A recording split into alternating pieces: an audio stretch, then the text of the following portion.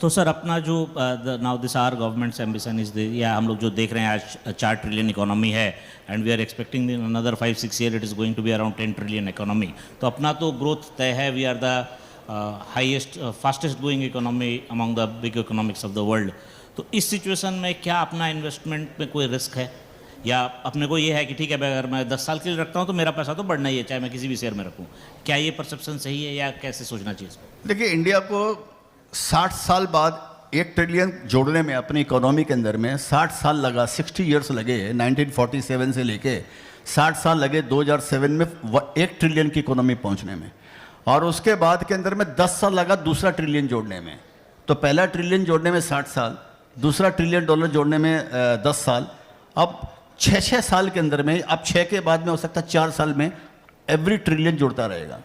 तो जैसा संभावना भी कर रहे हैं कि समझो हम ये मोटा मोटी 4 ट्रिलियन के आसपास हम पहुंच गए।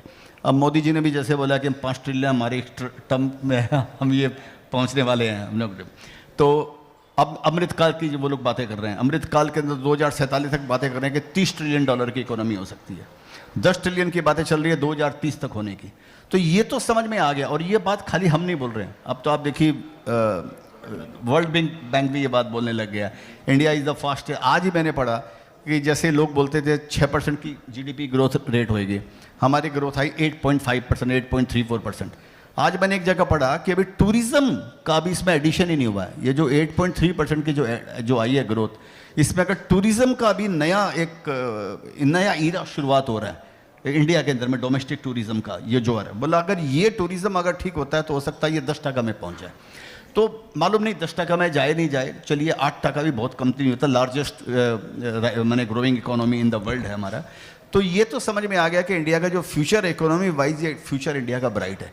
आप देखिए, मेरे को ऐसे खुद फील होता है जैसे मैंने सान्याल जी हमारे चीफ इकोनॉमिक एडवाइज़र में, कौन है वो, फाइनेंस सेक्रेटरी है सुमित सान्याल, उन्होंने बताया कि दुनिया के अंदर में सबसे ज़्यादा क्रेन जो होती है वो यूज़ हो रही है अभी बॉम्बे के अंदर में, महाराष्ट्र या बॉम्बे समझिए, सबसे दुनिया की सबसे ज़्यादा क्रेन। मैंने एक जगह पढ़ा कि अभी वो जो जेवर एयरपोर्ट जो बन रहा है वो वर्ल्ड का लार्जेस्ट एयरपोर्ट बनने वाला है। उसके बाद में आया कि वो बॉम्बे का एयरपोर्ट जो आएगा, जो न्यू बॉम्बे में जो नया एयरपोर्ट बन रहा है, वो भी वर्ल्ड का लार्जेस्ट आएगा। पहले 100 एयरपोर्ट बनाने में हमको 100 साल लग गए समझिए, अब ये 100 एयरपोर्ट बना देंगे अगले 10 सालों के अंदर में। 50 तो ऑलरेडी 142 एयरपोर्ट है, 40 और खुलने वाले। आपको मालूम है world wide India is having the second largest road network in the world. India का after US road network India का सबसे ज़्यादा है, अबव चाइना। चाइना का 3rd लार्जेस्ट रोड नेटवर्क है। आप जाकर देखिए तो मेरे को ऐसे लग रहा है एनिमल स्पिरिट जिसको हम बात करते हैं अंग्रेजी में, एक एनिमल स्पिरिट जैसा इंडिया के अंदर में कुछ काम हो रहा है, ऐसा फील होता है। आप कहीं भी पहुंचिए ऐसे लग रहा है, लोगों में भी एक उत्साह आया हुआ है कि ये तो मौका है कुछ करने का। हर आदमी शायद ऐसे लगता है कि ये कुछ मौका है, अभी इंडिया का टाइम आया है। तो उसको अगर उस चीज़ को अगर हम ध्यान में रखें तो ऑफकोर्स इंडिया का अगले 10 साल 15 साल। एक बात और मैं आपको बताऊंगा, इंडिया की एक सबसे बड़ी प्रॉब्लम हो सकती है हमारी डेमोग्राफी। जो डेमोग्राफिक डिविडेंड जिसको हम बात करते हैं कि हमारी जो पॉपुलेशन है वो हमारे लिए एक बून हो सकती है। लेकिन एक जगह मैंने पढ़ा कि डेमोग्राफिक जो डिविडेंड जो है इसका इम्पैक्ट जो है ये 2035 के बाद में कम होना चालू हो जाएगा। तो हमारे पास में 10 साल 12 साल तो हमारे पास में क्लियर है, या हो सकता है 15 साल क्लियर है कि शायद अगर ठीक से लीडरशिप अगर मिले तो हम कुछ बड़ा तोड़फोड़ कर सकते हैं जिसको हम बोलते हैं इकोनॉमी फ्रंट पे।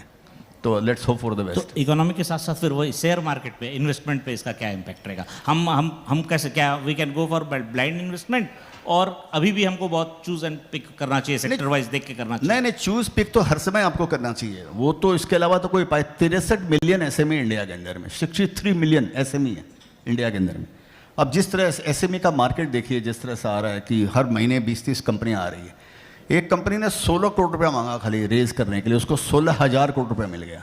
16 करोड़ वाला कंपनी ने रेज एसएमई पे आई, उसका आईपीओ को 16,000 करोड़ रुपया मिला।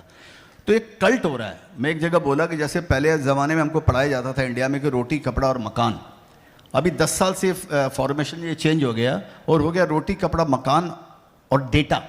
क्योंकि आप देखिए, आप डाइटिंग कर लेंगे, 2 सूट 4 सूट के बजाय 3 सूट पहन लेंगे, आप कपड़ा कम पहन लेंगे, खाना थोड़ा डाइटिंग कर लेंगे, कम लेंगे, सबको अक्षय कुमार ही दिखाई देने जाए तो थोड़ा आप खाना पीना कम खाएंगे, लेकिन डेटा बराबर यूज़ करेंगे। सुबह गुड मॉर्निंग से लेकर रात को गुड नाइट तक आपका डेटा आपका चालू रहेगा। तो एक कल्ट आ गया कि रोटी कपड़ा मकान और डेटा। अभी उसमें नया चीज़ एक और जुड़ रहा है कि रोटी कपड़ा मकान डेटा और सिप, जो स्टॉक मार्केट, तो आप उसको सिप बोलिए या स्टॉक मार्केट का इन्वेस्टमेंट बोलिए, ये एक फैशन बन रहा है, ट्रेंड बन रहा है, कल्ट बन रहा है ये, और ये बिगिनिंग है, ये इसकी शुरुआत हो रही है इसके अंदर में। तो मेरे को पर्सनली लगता है कि स्टॉक मार्केट का फ्यूचर नो डाउट कि, और वो इकोनॉमी का रिफ्लेक्शन ही है, लेकिन यहाँ पर एक्सूबरेंस हो जाता है मार्केट के अंदर में। कभी कभी किसी चीज़ को लोग पहले डिस्काउंट कर देते हैं, जो होने वाला है 2026 में, आज आपके अंदर में एक्साइटमेंट है, आप उसको डिस्काउंट कर दोगे, जैसे कई रेलवे स्टॉक्स में, कई डिफेंस में ऐसे होता है। और कभी मॉरल डाउन होता है तो आप ट्रेलिंग भी जो 2023 में भी 24 में भी जो कमाया उसको भी आप डिस्काउंट करोगे कि आगे कुछ नहीं होने वाला। तो मैं क्या बोलूँ, जो एनिमल स्पिरिट मेरे को लग रहा है इंडिया में एक बहुत एक अंडर करंट एक एक्साइटमेंट चल रहा है लोगों के अंदर में। तो ये मार्केट मेरे ख्याल से ज़रूर बढ़िया, बहुत बढ़िया रहना चाहिए, जो आज जो देख रहे हैं उससे बहुत अच्छा रहना चाहिए, लेकिन आपको एकदम कॉशियस होने का जरूरी है यहाँ पे, क्योंकि जब फूलों के साथ में कांटे भी बढ़ते हैं ना, ऐसा नहीं है कांटों में भी फूल होते हैं या फूलों में कांटे होते हैं, तो वो कॉशियस जरूर रहना चाहिए, वो रखना चाहिए आपको कि कौन से शेयर्स में आप इन्वेस्ट कर रहे हैं, कहीं वो अपॉर्चुनिटी मिस नहीं हो जाए अगर आपने कोई गलत कंपनी में इन्वेस्ट कर लिया तो। सर कंपनी नहीं, बट अगर कुछ सेक्टर स्पेसिफिक आप बता सके कि these sectors are looking bright in the near future. देखिए मेरे को क्या लग रहा है कि अभी इंडिया का जो विकास होने वाला है ना, एक्सपोनेंशियल डेवलपमेंट होने वाला है। जैसे मैंने आप बताया, किसी चीज़ में आप देखिए, हम आज के दिन चाहे हम 4 ट्रिलियन की इकोनॉमी हो गए, हम वर्ल्ड वाइड कहीं भी कुछ भी नहीं है हम लोग, हमारा वर्ल्ड वाइड कहीं भी कोई डोमिनेंस नहीं है किसी भी चीज़ के अंदर में। चाहे आप फार्मा की बात कीजिए, चाहे IT में भी बात कीजिए, हमारे पास में एक प्रोडक्ट नहीं है IT के अंदर में, हम IT सर्विसेज ही कर रहे हैं। हमारा चाइना के साथ में पंगा हुआ, हमने चाइना के 56 उसके जो ऐप है हम लोगों ने बैन कर दिए, किसी ने मेरे को बताया कल, और उसके बाद में 32 ऐप्स और बैन कर दिए चाइना के, कि इंडिया में अब नहीं चलेंगे। चाइना ने हमारे कितने ऐप बैन किए? एक भी नहीं, क्योंकि हमारे पास है ही नहीं, तो क्या बैन करोगे आप? तो हम आज के दिन बहुत पीछे हैं, और चाइना से लोग कंपैरिजन करते हैं, चाइना हमसे 5 गुनी बड़ी इकोनॉमी है, 18-19 ट्रिलियन डॉलर की इकोनॉमी है चाइना, आज के दिन 3.5-4 ट्रिलियन के ऊपर में अटके हुए। तो मैं एक बार चाइना गया, 9 महीना चाइना था, मैं जाता आता रहता, घर लेकर 9 महीना रहा मैं चाइना में। तो मैंने ये समझा कि चाइना का जो विकास हुआ, एक जगह मैंने पहले पढ़ा था कि जो ये इंफ्रास्ट्रक्चर जो है ना, ये इकोनॉमी इनेबलर है, ये GDP इनेबलर होता है, जो इंफ्रास्ट्रक्चर जो शेयर्स होते हैं, इंफ्रास्ट्रक्चर जो सेक्टर जो है ये।